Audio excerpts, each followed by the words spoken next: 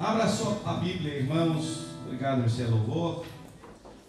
Filipenses capítulo 4, versículo 22.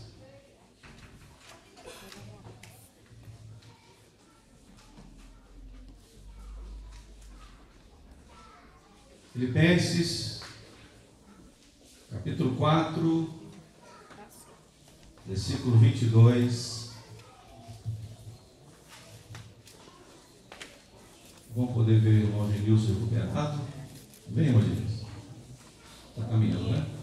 Isso.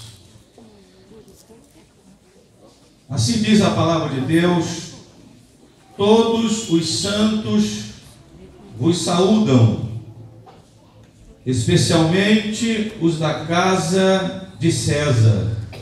Vamos todos ler juntos? Vamos lá? Todos os santos vos saúdam, especialmente o das casas de César. Senhor Deus, em nome de Jesus, como é bom, meu Deus, poder ter o milagre da vida, da salvação, da libertação.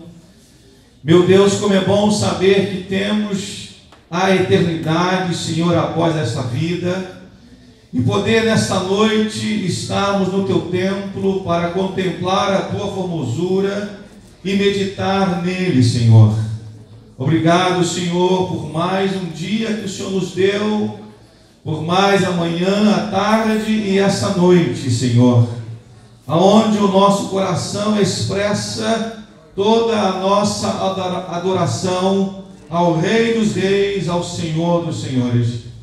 Meu Deus, da mesma forma que o Senhor já tem falado conosco, através da primeira oração desse culto, que Tu venhas falar mais uma vez através da mensagem, da pregação da Tua palavra.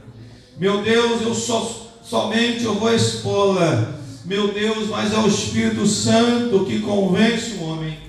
E Espírito Santo, que Tu sejas bem-vindo mais uma vez a esse culto. E Espírito Santo, seja bem-vindo mais uma vez a esse culto. E Espírito Santo, seja bem-vindo mais uma vez a esse culto. Eu oro em nome de Jesus e todos digam amém. Assentai-vos. Somente as crianças de 4 a 9 anos estarão se retirando agora. De 4 a 9 anos. Enquanto isso, eu quero chamar a sua atenção, que você não se desvie a sua atenção para nada,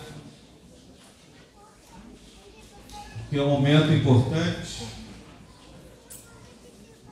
e vamos falar da palavra de Deus. Quantos aqui querem ouvir a palavra de Deus? Lá em cima também, o Hélio, quer ouvir, o Hélio? Levanta a mão.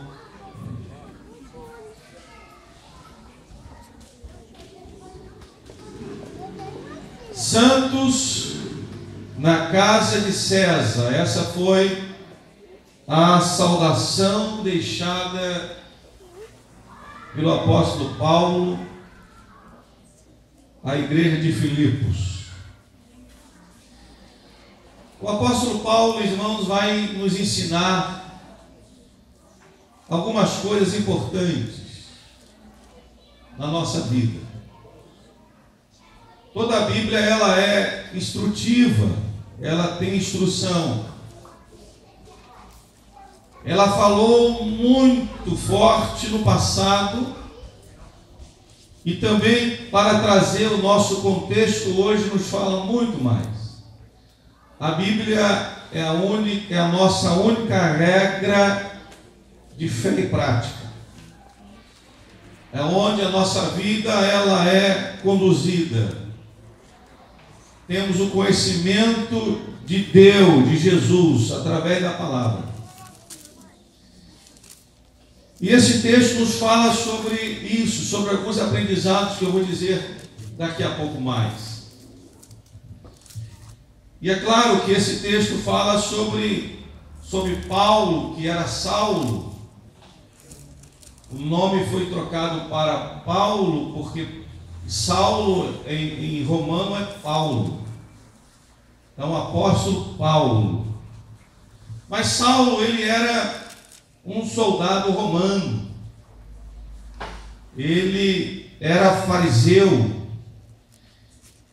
e também era perseguidor dos cristãos. Então ele não gostava dos cristãos. Fazia tudo para ameaçar, matar todos aqueles que professavam a fé em Cristo. Mas um dia, diga, um dia, todos nós temos um dia. Todos nós temos um dia do nascimento. Todos nós temos um dia do casamento. Todos nós temos um dia da nossa viagem. Todos nós temos um dia e um dia. E chegou o dia desse soldado romano a ter uma vida mudada. Assim como um dia teve a minha vida de uma mudança, que foi em novembro de 82, um dia Jesus mudou a minha vida. E eu quero, irmãos, pessoas que estão presentes aqui, profetizar, quem sabe, se não é esse o teu dia de uma mudança de comportamento. Quem sabe se esse não será ou não é o dia em que você está esperando tanto. Quem sabe? Deus sabe. E eu espero que hoje seja o dia da sua resposta. Que hoje seja o dia da sua libertação. Que hoje seja o dia do seu encontro ou do confronto, mas que hoje seja o dia.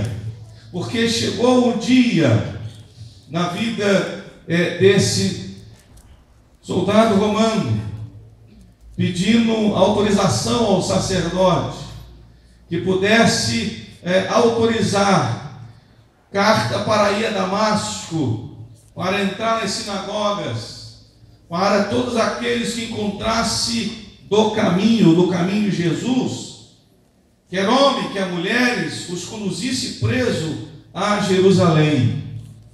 Mas um dia ele foi a caminho de Damasco, que hoje é a Síria, né? Todos sabem.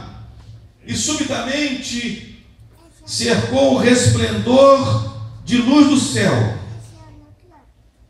E caindo em terra, ele ouviu uma voz que dizia: Saulo, Saulo, por que me persegues? Saulo não tinha esse conhecimento desta presença, dessa voz dos cristãos. Ele não gostava, mas ele, perseguindo aos cristãos, estava perseguindo o próprio Cristo. Porque, meus irmãos, nós, como os cristãos e humanos, nós somos pessoas que não temos força, que nós somos indefesos. A igreja, os irmãos que fazem parte da igreja, como membro dela, são fracos, somos fracos. Mas a Bíblia diz no Salmo 27 que é o Senhor que é a minha força. É o Senhor que é a força da minha vida. Então, nos nossos problemas, nas nossas situações difíceis, quando há perseguição, quando recebemos perseguição de patrão ou de alguma pessoa, eu quero dizer a você não temer, porque Deus há de nos guardar. Aleluia. Deus há de nos proteger. Porque quando alguém começa a perseguir a igreja, está perseguindo o próprio Cristo. E foi exatamente aí, esse dia que eu falei, ele indo a Damasco, e naquele dia ele se encontrou com Cristo. Meus irmãos, não tem como uma pessoa se encontrar com Cristo e não mudar a vida. Não tem como alguém encontrar com Cristo e ser a mesma pessoa que era. Não tem como, quando alguém se encontra com Cristo, não ter a vida transformada. Não tem como se encontrar com Cristo e não ter libertação. Não tem como se encontrar com Cristo e continuar no mesmo caminho de outrora. Não tem como, porque Cristo é aquele que é o caminho, é a verdade e é a vida. É Cristo que liberta. E conhecereis a verdade, e a verdade vos libertará. Se não tiver o conhecimento da verdade, que é Cristo, não há libertação. Apenas um sono, apenas um momento, apenas desmaio. Mas quando a gente encontra com esse Cristo ele liberta. Esse Cristo nos torna nova criatura. Esse Cristo nos torna mais amáveis. Esse Cristo nos torna mais humanos para amar ao nosso próximo. E a partir dali, a vida desse soldado romano que tinha ódio dos cristãos, agora o seu nome agora é mudado. Começa exatamente a mudança da vida de Saulo de Tarso. Antes ele era perseguidor dos cristãos, mas agora ele passa a ser perseguido pelas autoridades. Olha só, irmão, a mudança que Cristo que fez na vida de Saulo e que tem feito na vida de muitas pessoas que reconhecem Cristo como Salvador. Agora é Paulo, o apóstolo dos gentios, porque Jesus disse: olha, duro é para ti recalcitrar contra os aguilhões. Você verá o quanto você vai padecer por causa do meu nome. Quando ele fica cego, quando ele vai até a rua direita, e lá está Ananias, e ora por ele, e as escamas caem, e agora ele tem uma nova visão. Meus irmãos, quando alguém encontra Cristo, a visão muda em relação às pessoas, em relação a nós mesmos, em relação daquilo que a gente pensava erradamente, e aí nós temos uma visão completamente diferente. Agora é Paulo. O nome Paulo significa pequeno. Era o nome romano de Saulo, o maior vulto da igreja primitiva, israelita da tribo de Benjamim. Ele foi educado em Jerusalém, aos pés de Gamaliel, o homem mais sábio daquela época. De Damasco ele foi para a Arábia. Voltando para Damasco, teve de fugir. Em Jerusalém os cristãos tinham receio dele. Por quê? Porque as pessoas tinham medo dele, mas agora ele não era mais aquele Saulo. Agora ele era um Paulo transformado pelo poder do nome de Jesus. Que coisa linda Cristo faz na nossa vida. Somente Ele faz isso.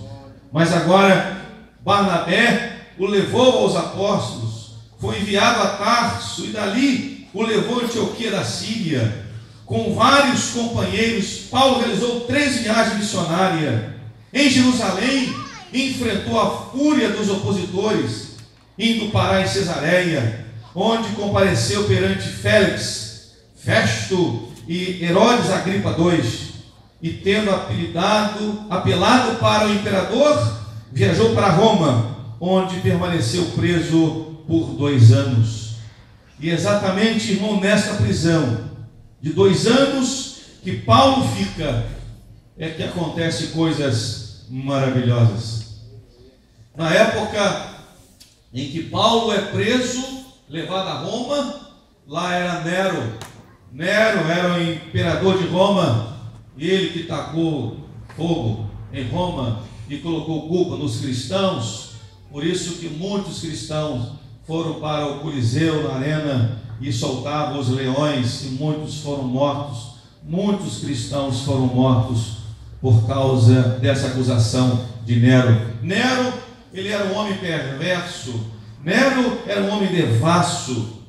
O seu palácio era uma casa de intrigas, era uma casa de traições, assassinatos e a maldade, toda a maldade que campeava na capital do império. Mas veja bem, Paulo, porém, transformou aquele palco de horror em plataforma de evangelismo. Exatamente, irmão, nesse lugar que acontecia todas essas barbárias, toda essa maldade que acontecia na capital do Império em Roma. Mas Paulo, ele faz desse palco de horror plataforma de evangelismo. E mesmo algemado diariamente a soldados da guarda pretoriana, não cessou de pregar a Cristo, porque isto era que Deus tinha na vida dele. Irmão, é isso que Deus tem na minha vida como servo de Deus. É isso que Deus tem na sua vida como a serva de Deus. Pregar o Cristo vivo, o Cristo ressurreto, aquele que amou o mundo de tal maneira que deu o seu Filho unigênito, para que todo aquele que crê não pereça, mas tenha a vida eterna. Paulo, ele começou a pregar mesmo algemado, diariamente aos soldados. Depois de 2 anos, todo o destacamento de 16.000 soldados de elite, bem como outros membros do palácio, havia sido evangelizado em 2 anos. E aí, irmão, surge uma pergunta, responda só para você. Quantas pessoas você tem evangelizado? Quantas pessoas que você fala de Jesus para elas? Aquilo relatou muito bem aqui das irmãs de preto. Eu pensei que ia até fazer parte de preto, mas é só prova, né? Quando disse, aqueles amigos que já morreram, será que morreram com Cristo? Dá para pensar, irmãos? Ah, não, amanhã eu prego, mas quem sabe quando é que vai morrer? Isso, irmãos, é responsabilidade nossa, como cristãos, de ir ao hospital e pregar Cristo. Do trabalho, tem sempre os 15 minutos de café, tem sempre 1 hora de almoço, pessoas que chegam até ali. Isso são pessoas que Deus está trazendo até você, sem você perceber. Aproveite e fale de Cristo. Faça uma oração. E às vezes a gente perde essa oportunidade. Quantas oportunidades que nós já perdemos com os nossos amigos de infância, amigo de faculdade, amigo de mestrado, enfim, de trabalho, que depois você soube que mataram, que ele morreu por um acidente, esteve contigo hoje, isso aconteceu outro dia, e você disse, eu fiquei do lado com ele 1 hora, eu falei de futebol, eu falei do BBB, eu falei de tudo, mas não falei de Cristo. Vamos pensar, irmãos, que as pessoas que vêm até você, é a oportunidade que Deus está te dando para falar de Cristo. E se você conversar com essas pessoas, você vai ver que muitas estão depressivas. Algumas já têm a sua religião, mas outras, ainda que sejam religiosos, levam, irmãos, uma amargura no interior, traumas de infância, que não consegue resolver, porque não tem Cristo. E você e nós somos instrumentos de Deus nessa vida, para pregar o Evangelho, para dizer que Jesus pode. Você garante, você vai, eu garanto, Jesus pode.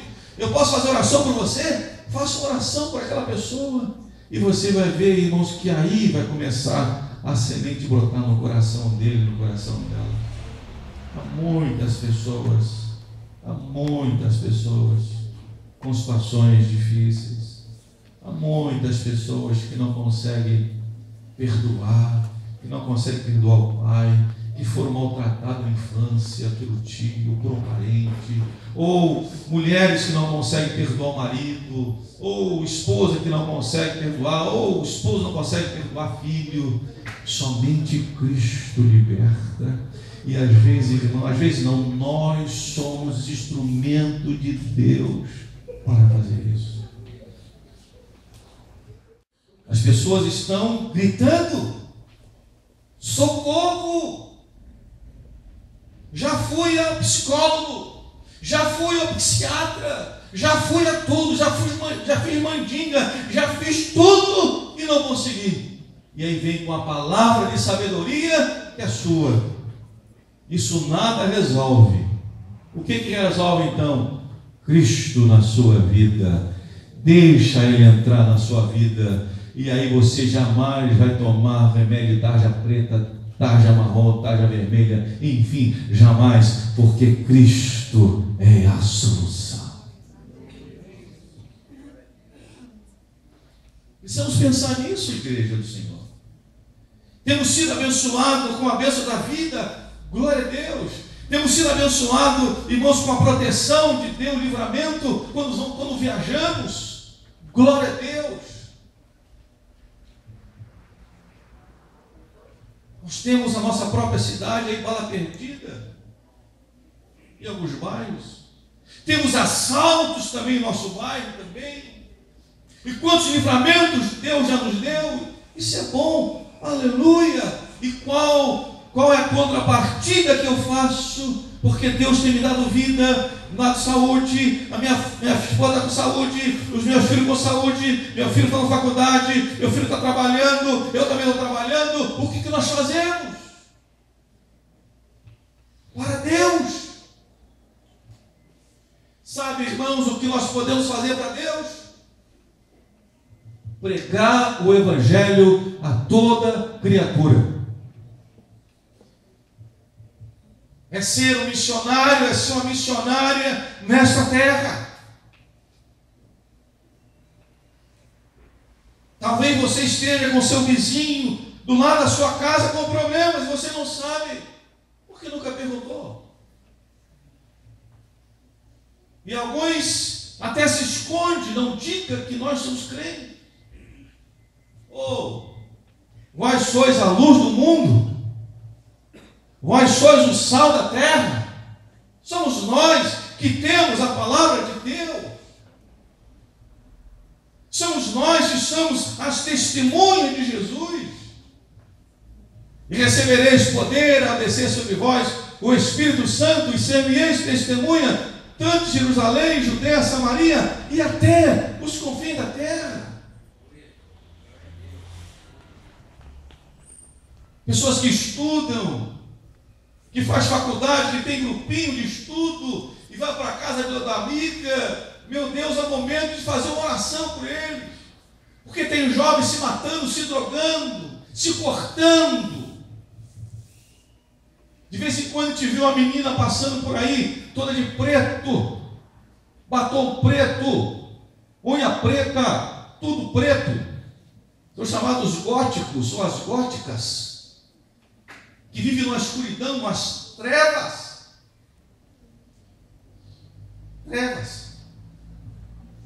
Nós temos um filho de uma irmã da igreja lá no Shalom, que ele só usa preto, jovem, que o pastor Adriano está conversando e pregando a palavra. Não tem jeito. Eu vou dizer aqui que tem jeito. Pessoa vivendo nas trevas. Então, qual é a forma de agradecer a Deus, irmãos, pela saúde? Quantos tem saúde aqui? Levante a mão. Quantos está vivendo? Pergunta se alguém está vivo do seu lado. Pergunta se está vivo. Está vivo aí? Isso, irmãos, é um dom de Deus. Mas tem gente morrendo. E nós não falamos de Jesus. O apóstolo Paulo, Ele faz isso. Em 2 anos, 16 mil soldados da elite, com os outros membros do palácio, havia sido evangelizado. A semente foi lançada. Em sua saudação à igreja de Filipos, Paulo escreve: todos os santos vos saúdam, especialmente os da casa de César. Ou seja, os soldados pretorianos, soldados que estavam ali, mas que receberam o Evangelho. Irmãos, o Evangelho transforma. A verdade arranca a amargura.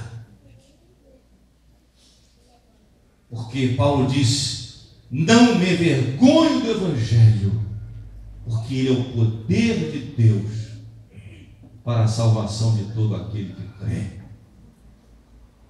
O Evangelho, a palavra, tira toda a depressão, todo o espírito de morte, toda a síndrome do pânico, toda a síndrome. O Evangelho faz isso. E você deve conhecer alguém que esteja passando por esse momento. Apresente Cristo.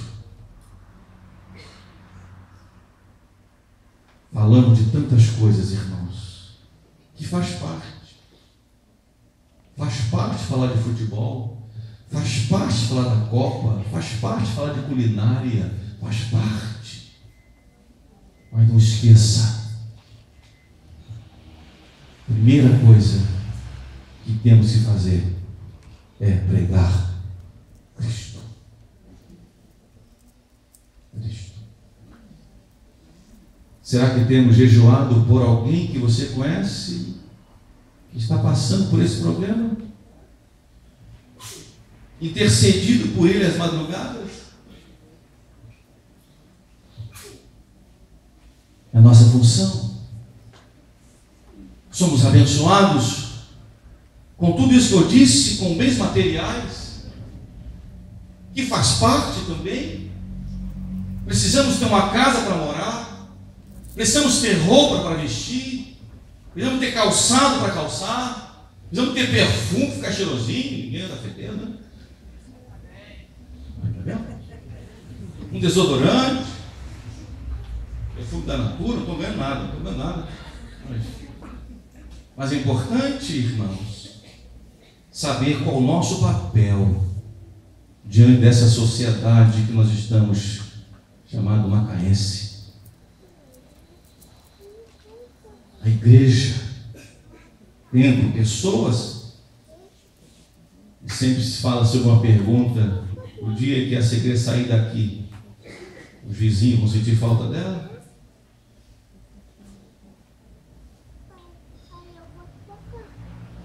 O dia que você muda de casa ou para outro bairro, será que o vizinho diga: puxa vida, que saudade daquele nosso vizinho que estava aqui, eles eram crentes, eles oravam e falavam com a gente? Ou você mudou e para as pessoas, mesma coisa. Vocês vão pensar nisso. Pensar nisso nas pessoas. Porque nós estamos salvos. Nós estamos perseverando para a salvação. Mas e o vizinho? E a sua manicure, que não é evangélica? Você fica lá 1 hora fazendo as unhas. Fala de tudo, né? Fala de Cristo. Aquela pessoa que vai limpar a sua casa não é cristã. Você fala de Cristo para ela?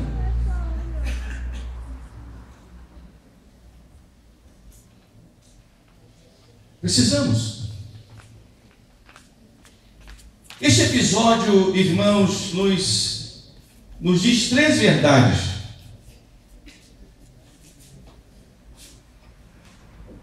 Três verdades. A primeira verdade, em primeiro lugar, não é o lugar que faz você, mas é você quem faz o lugar. lugar que te muda.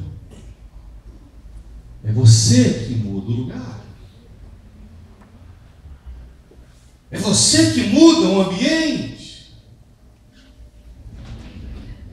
O que mudou na vida de Paulo preso, foi ele que mudou a situação daquele lugar, através da pregação, através de uma vida. Um lugar que é ruim, não existe lugar ruim, existem pessoas ruins, pessoas com testemunho ruim, mas somos nós que fazemos o lugar, não é o lugar que faz você, é você que faz o lugar. Aleluia. Podemos, irmão, florescer como um lírio mesmo num charco de lama. A situação está de trevas, mas você é o homem, você é a mulher, você é a jovem, que é luz. Chegou a luz no lugar, e quando chega a luz, as trevas se dissipam. Porque quando a gente chega, a gente não chega sozinho, nós chegamos com Deus. Porque Paulo diz que o nosso corpo é templo do Espírito Santo e Ele habita em nós. Podemos ser arauto da justiça, mesmo numa casa de intrigas e perversidade. Podemos ser arauto da justiça. Chegou um servo de Deus aqui, chegou uma serva de Deus aqui, justa, que prega a justiça. E aí, o mal tem que ir embora. Não há lugar mais para o mal. Chegou alguém com a mensagem de Jesus. Em segundo lugar, que nós aprendemos 3 verdades, é que não existe pessoas irrecuperáveis para Deus. O meu marido, pastor, é um beberrão, ele vai morrer assim. Não é irrecuperável, não, irmão. O seu marido é recuperável. O seu filho é recuperável. Você é recuperável para Deus. Paulo sabia disso. Os guardas pretorianos e outras pessoas que estavam ali a comando de César, aos olhos de muitos não ia ser recuperado, mas aos olhos de Paulo pregou o Evangelho. E o carcereiro disse que farei para ser salvo. Crê no Senhor, Jesus, será salvo tu e a tua casa. E ele foi salvo, e a casa dele também, quando ele foi preso, Paulo e Silas, naquela prisão. Não, esse homem, pastor, ele é terrível. Pode ser até terrível, mas ele não é, ele é recuperável para Deus. Pense nisso, irmãos. O pior bandido, o pior matador que existiu por aí, ele é recuperável para Deus. Mas como é que entender isso? Sim, porque Jesus, quando entra em nossa vida, quando perdoamos, quando confessamos o nosso pecado, Ele é fiel e justo para nos perdoar de todo o pecado e nos purificar de toda a injustiça.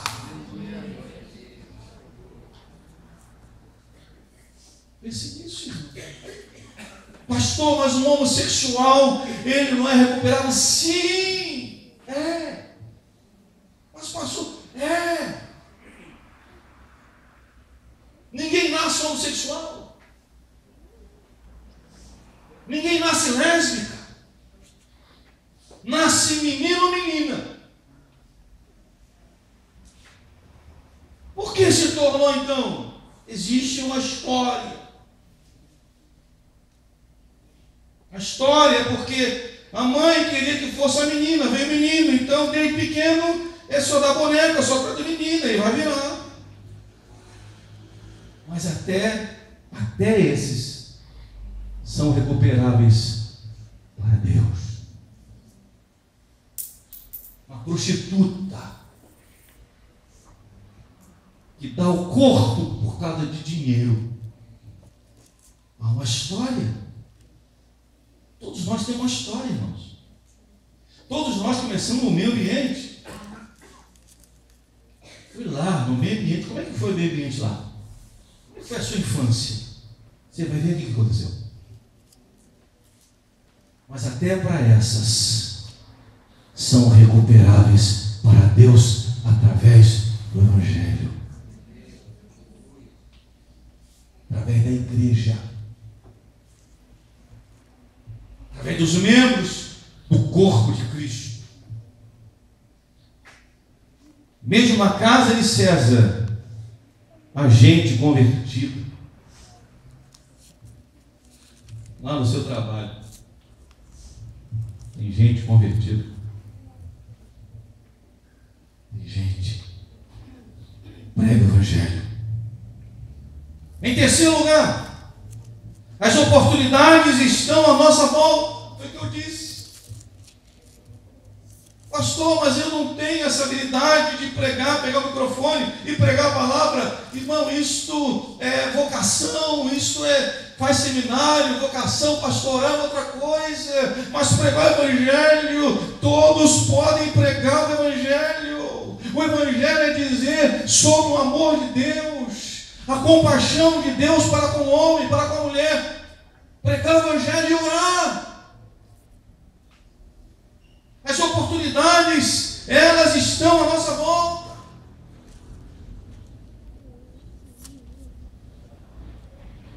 Como demonstrou Paulo, eu estou preso,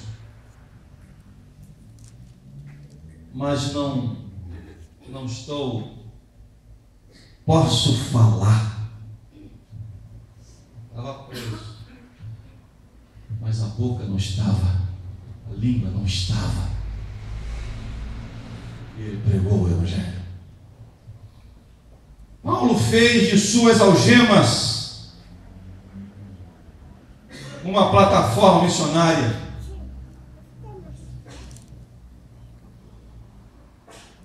Era o embaixador em cadeias.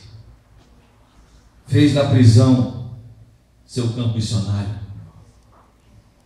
Faça do seu trabalho, irmã, irmão, um campo missionário. E você vai ver o resultado. Vidas serão libertas e abençoadas.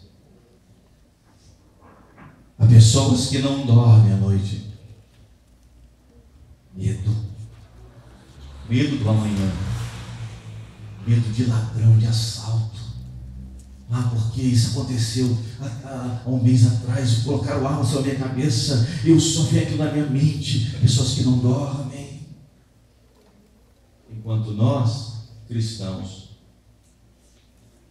Salmo 4, deito e pego no sono, só tu faz repousar em segurança. Tem muitas jovens, tem muitas pessoas sofrendo, calados, porque não há ninguém que pregue. Faça do seu trabalho uma plataforma missionária, um campo missionário.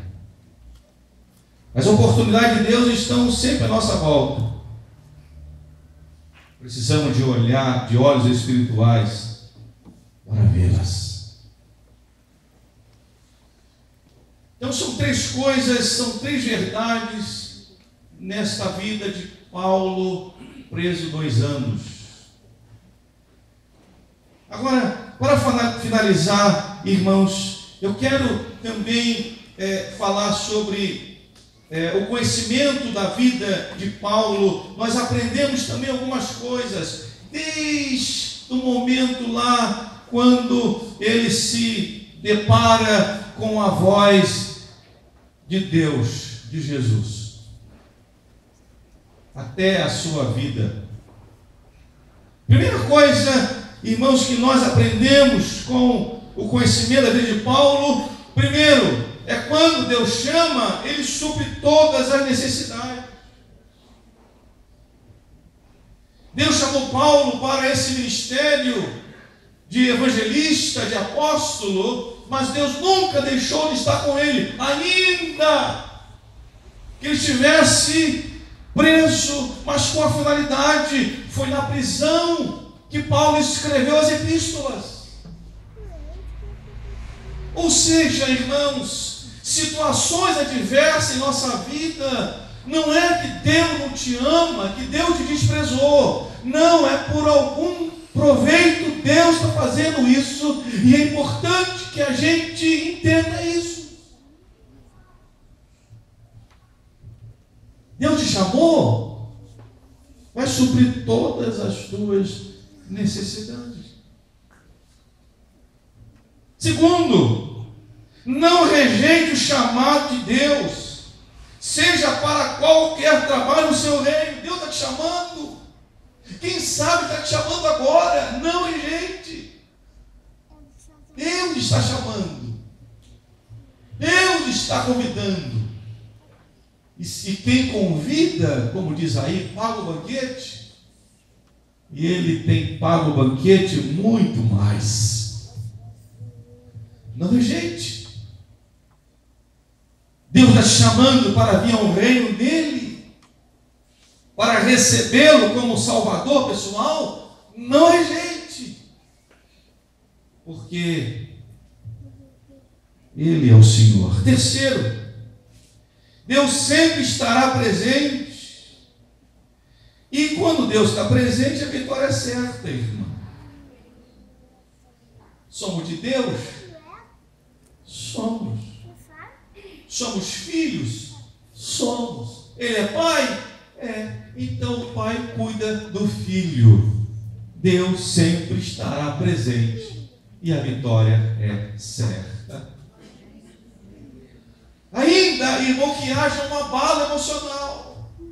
Isso é normal, porque nós não somos anjos e nós não temos corpo de anjo, mas nós temos o nosso corpo ser humano, corpo, alma, espírito. E a alma, irmão, todos sabem, é emoção, é um abalo, e é normal essa tremura, é normal, mas há um abalo, não há uma destruição.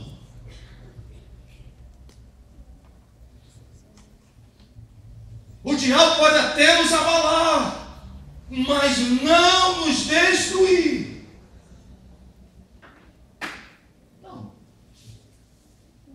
Por quê? É porque Deus está sempre presente, a vitória é certa. Quarto e último, esse chamado, irmão, de Deus é para a vitória e não para a derrota. Deus não te chama, irmão, para ser derrotado. Deus te chama para ser vitorioso. Ainda que precise de algumas etapas da vida, mas eu vou chegar lá. Aleluia.